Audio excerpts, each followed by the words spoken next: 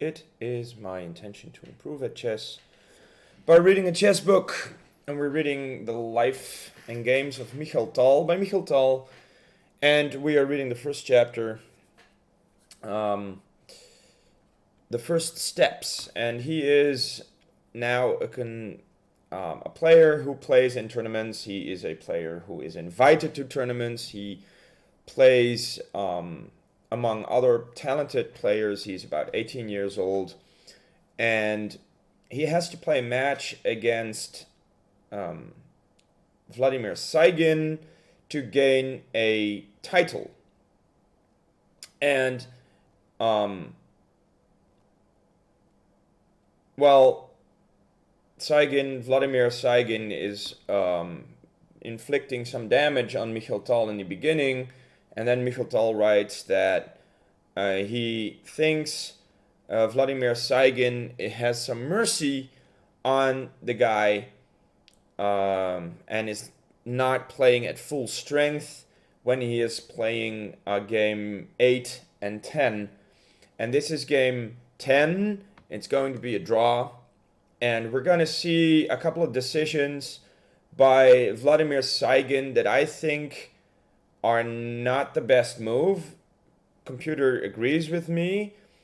And maybe that is what Mikhail Tal means when he's saying that Vladimir took some pity on him. We see a Benoni,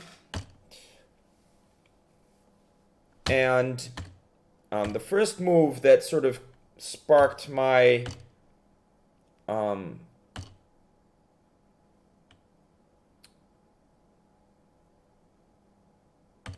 interest and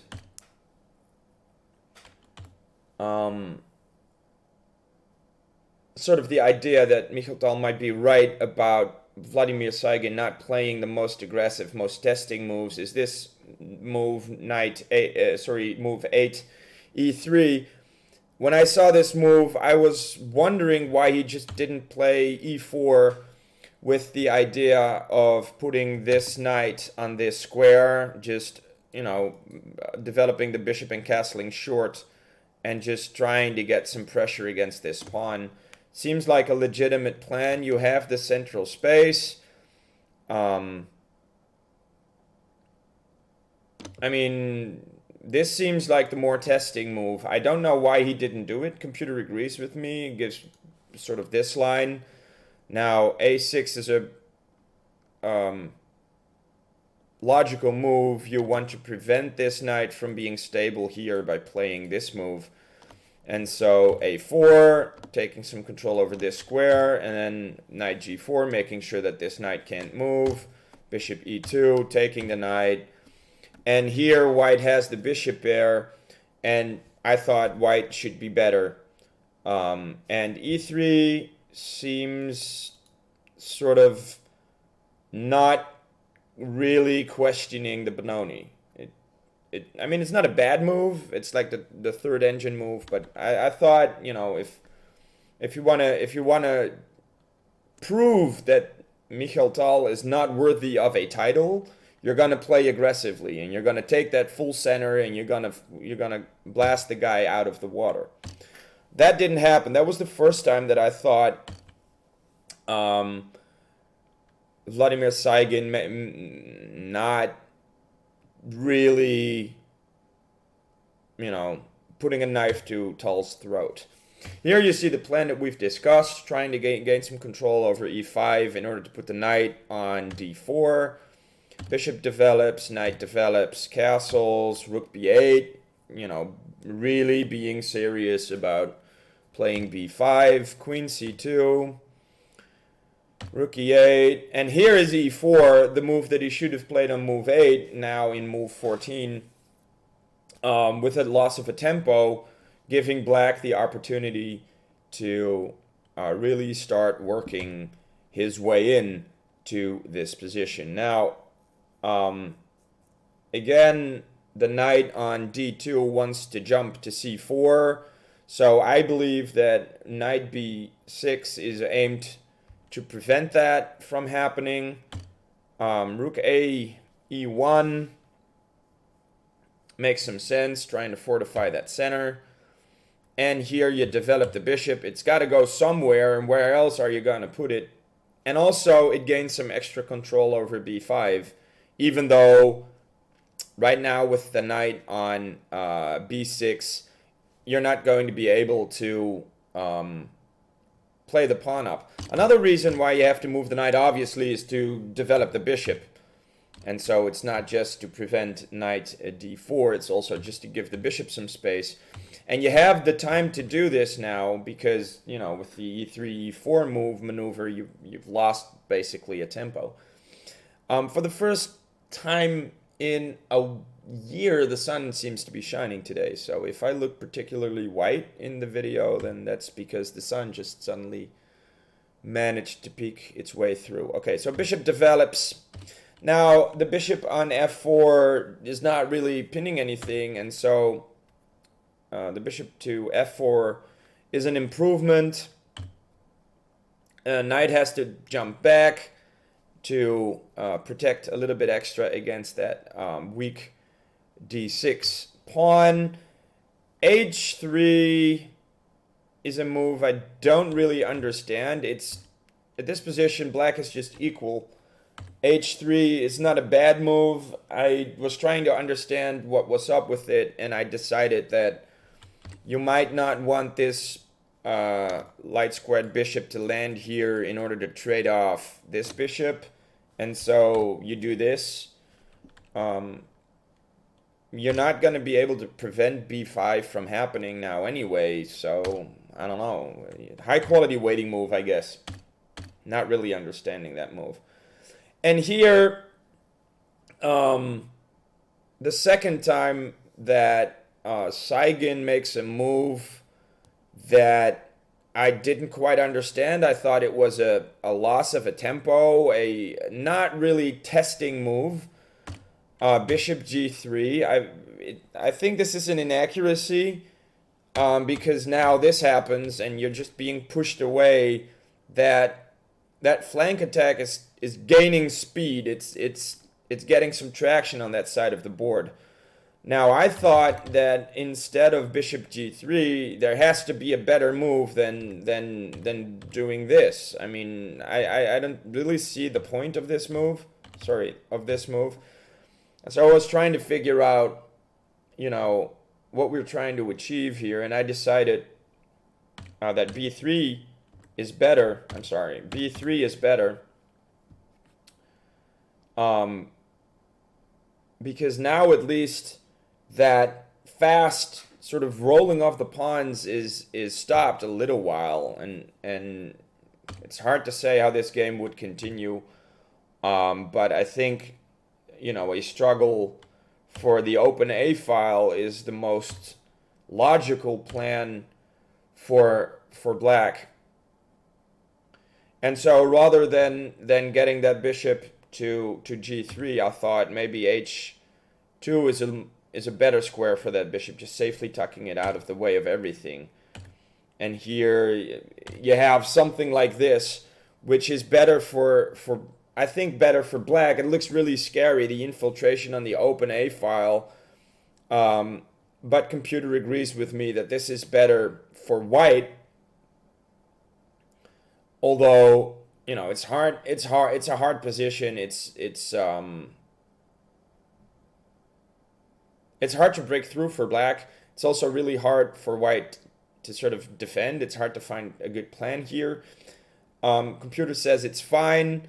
Computer says bishop g3 is in fact a mistake. So this plan computer agrees with. It's dangerous. This is the best move. Infiltrating with the rook, putting some extra pressure on that e4 pawn. Has to be defended. Knight b6. Improving.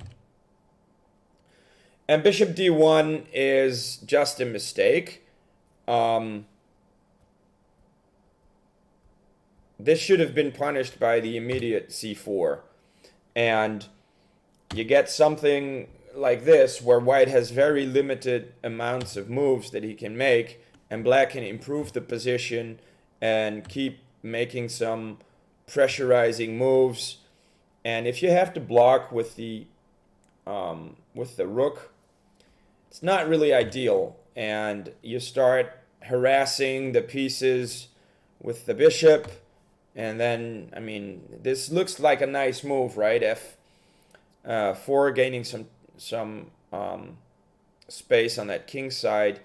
But this is just a really, really annoying plan to have to face as white.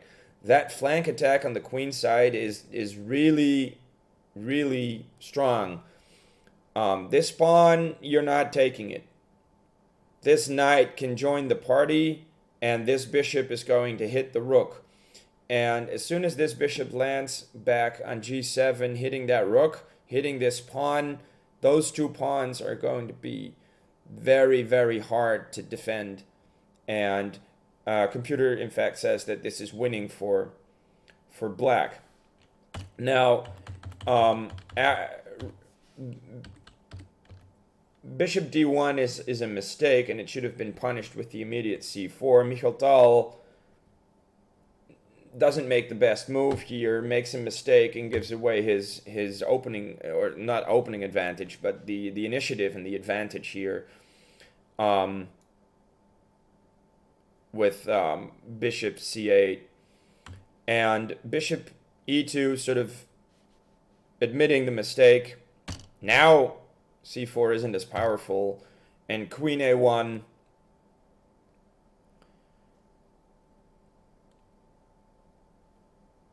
It's roughly equal. It's a chess position. There's a lot of work to be done by both games, and the most likely outcome is a draw because, you know, there's not really that much there.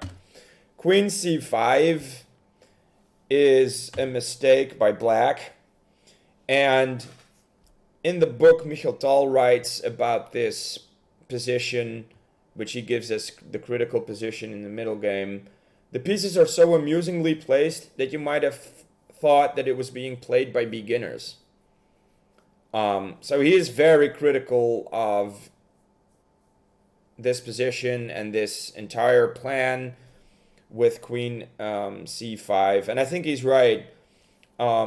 After queen a1, it's more or less equal, and if you start to improve the position of the bishop and the knight, getting that knight to a good square, playing the laser beam bishop, this is a really, really, really, really, really strong piece, and it's really, really, really difficult for white to ever exchange it off. And this is a not ideal bishop. I believe it's not really that great. Maybe the idea of putting the bishop here was to improve that center or fortify the e-pawn and then getting that bishop to this diagonal in a different way. I'm not really sure. We'll have to ask these people, except that, 1954, and both of them aren't alive anymore. But you'd have to ask a real grandmaster about this position. I tried to find a line here where you have to exchange the bishop for the knight, even though it's a fantastic piece, just to get this really far advanced pawn, just an easy plan with the pawn and the rook, right? So this is interesting, by the way. You can take this pawn. This is a really, really funny move in this position. Queen is attacked. You take a pawn and attack the other guy's queen, and obviously, this is protected. So queen moves back, and then rook a2. Both sides stand poorly. I mean, this is a passed pawn. This is a bishop pair. This is a, that's a nice clump of pawns. That's one pawn island. On the other hand, this is really far advanced. How do I do this? How do I make it red? This is really far advanced. It's protected. It's still a pretty full board. So, I mean, these knights, they're if you can keep the position close, these knights will outplay this. I mean, look at this bishop. It's just, wow, that's drunk bishop. It's doesn't have many good squares, right? All of these pawns are on light squares. It's not the best bishop in the world. So yes, you have the bishop here, but it comes at a price. And these knights are strong. But it's hard to formulate a plan. It's hard to break through. This is a really nice knight. You're dominating the open file. I mean, both sides have their own problems and their own strengths, and it's a chess position. And it's hard to pick a color here. I really wouldn't know. I think I'd take white on account of the bishop pair, maybe, or I would take black on account of that really strong rook and, you know, the tricky knights. I don't know. It's hard to evaluate this position. That didn't happen. So Mikhail Tal doesn't play the best line, and he is critical of himself. And then the game continues with bishop f4. Now he goes for the knight maneuver and the idea, but the queen gets hit, and so this is a loss of tempo. Queen a5 is a mistake. It's actually a pretty bad move. Because of what happens in the game is now that is a strong b pawn, right? Queen gets hit. Why is queen a5 such a bad move? I mean, besides from the queen getting hit, and it's really, you have to be really accurate, not, you know, queen might get trapped later. Sort of this line is slightly better for white, where you don't play to a5, but you play to a3. And then when the queen gets hit, you can take the rook with the knight that was there. And now maybe, you know, you can argue that giving up the exchange at least gives you one of the pawns. You know, those are strong pawns, and you can sort of get rid of that strong pawn duo and just have the forward advanced, pretty weak b pawn to deal with. Computer likes the sacrifice of the exchange. That didn't happen in the game. It's sort of hard to criticize. I mean, would you give the exchange in that position? But queen a5 is not the best move because of this. And here you have to be careful. That is that queen getting trapped or not? It's not, because, you know, not the best move. Trying to exchange rooks. Now that queen is hit, you want to exchange. Okay, let's do it. And now this is a really, like,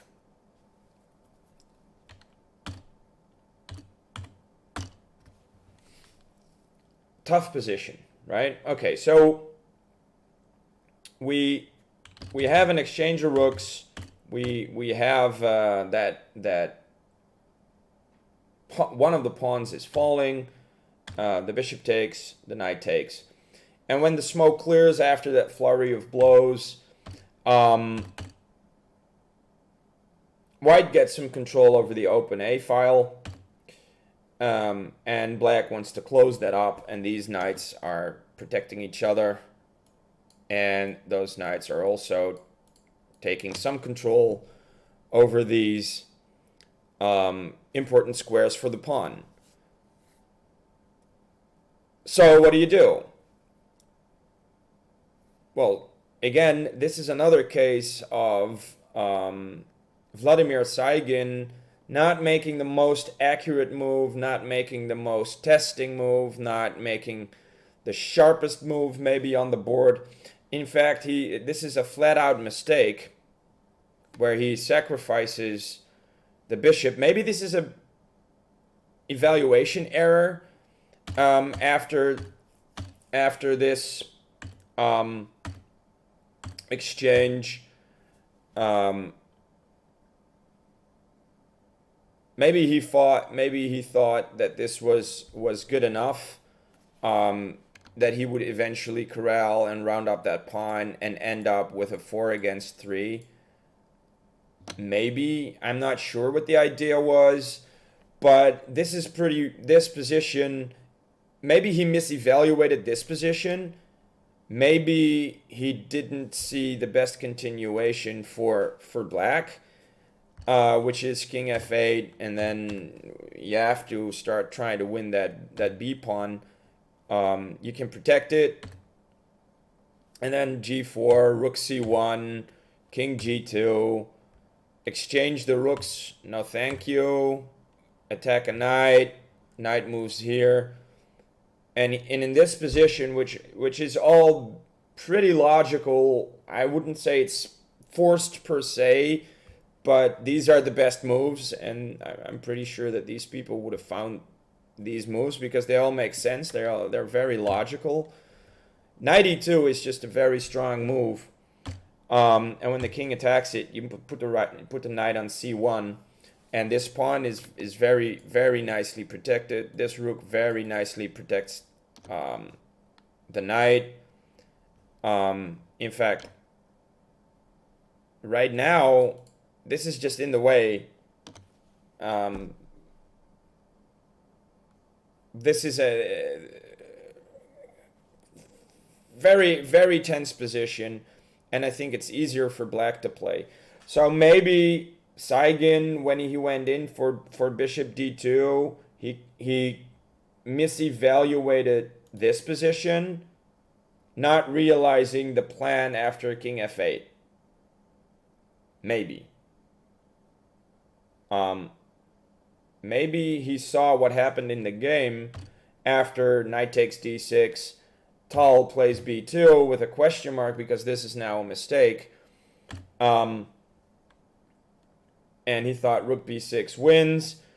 This is a very interesting, funny tactic that Mikhail Tal has here. A nice combination that does give him a slight advantage. It's not winning. It's not as winning as the other position because this position is really good for black, like really good. Like this is plus 2.5. Sorry, minus 2.5. So this is really good. In this position, Mikhail Tal played knight b4, sacrificing the knight because he's going to make a queen and win the rook. So here he wins the exchange, but it has cost him his strong pawn, and now this is a 4-on-3, and it's a knight versus a rook. And this is still better for black, but slightly. And Magnus Carlsen and Anatoly Karpov and all these like stranglers, they would torture you forever here. MVL, like the big top dogs that you see now, they would play on 100,000 million moves and just sit at the board forever. This game ended after a couple more moves where Mikhail Tal couldn't really find the best plan, and it's really hard to win this. But maybe it's a theoretical draw, I don't know, but you could make mistakes here, and then it's still a rook versus a knight, and it's a long-range piece versus a close-range piece. And in this case, I think it's a draw because all of these pawns are pretty close together. And the close-range piece is enough to secure the draw here, especially after Mikhail Tal makes a mistake that gives away his advantage in a position. He plays g5, and now you just exchange it off, and this is triple zeros. This is never a win anymore. So in this position, I don't think Magnus would have played g5. I think Magnus would have made 100 million other moves, and really being patient with the 4-on-3, with the 3-on-4, just really peacefully try to improve every little bit on the board before trying to force a breakthrough. This breakthrough now sort of clears everything off the board. G4 is another, it's not, I mean, at this point it doesn't really matter anymore. Knight moves, check. And here they agree to a draw because there's really not that much to be done here. I mean, knight attacks a pawn, so, I mean, king has to move somewhere. Maybe you can give another check. I mean, this is good enough to draw, basically. So, after that match, Mikhail Tal and Saigin,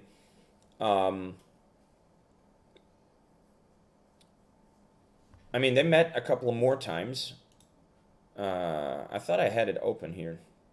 I don't have it open? I don't have it open. They met a couple more times. And Tal eventually, obviously, the stronger player. But, you know, Tal says that Saigin may have let him off the hook a couple of times. And this game sort of, I wouldn't say illustrates that to perfection, but in a couple of moves, I think Saigin would have had sharper, more testing, more difficult options to play, and he chose to play it a bit calmer and a bit more less testing, let's say. And so Tal might have been right that Vladimir Saigin took pity on him.